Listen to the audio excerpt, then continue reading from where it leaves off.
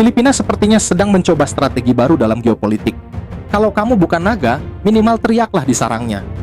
Dan kalau teriaknya keras, siapa tahu ada negara besar yang datang bantu tepuk tangan. Begitulah kira-kira situasi di Laut Cina Selatan hari ini.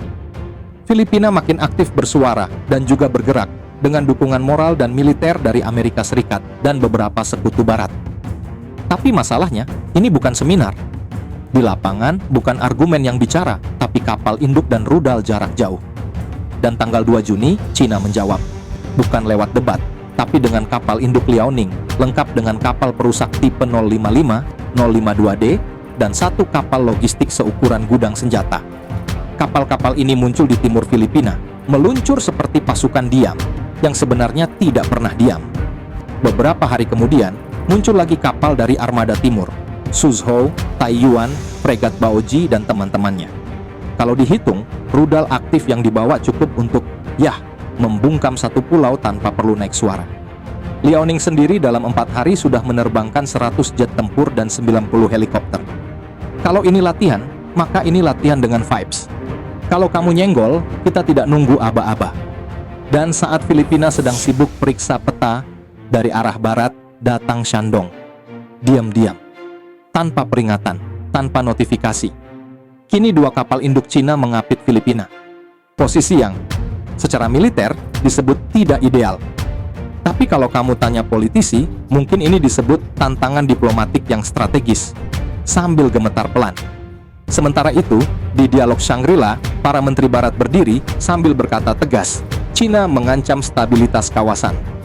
Dan Filipina, yang kini merasa disorot-sorotan panggung, ikut menunjuk Cina sebagai provokator. Tapi mari kita jujur sebentar. Kalau kamu naik sepeda, lalu keliling depan markas tentara bawa toa, dan tentara itu keluar, siapa sebenarnya yang memulai? Barat terus dorong narasi kebebasan navigasi. Cina jawab dengan unjuk kekuatan armada. Filipina terjebak di tengah, seperti pion yang baru sadar dia dikelilingi kuda, benteng, dan satu ratu bernama rudal balistik. Tapi tetap maju, karena di belakangnya ada tepuk tangan. Dan di Laut Cina Selatan yang kini penuh senjata, satu provokasi kecil bisa jadi awal dari skenario yang tak direncanakan.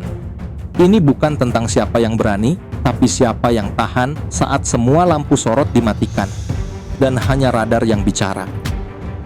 Filipina mungkin merasa jadi tokoh utama, tapi dalam catur geopolitik, pion yang paling berisik sering jadi yang pertama tumbang.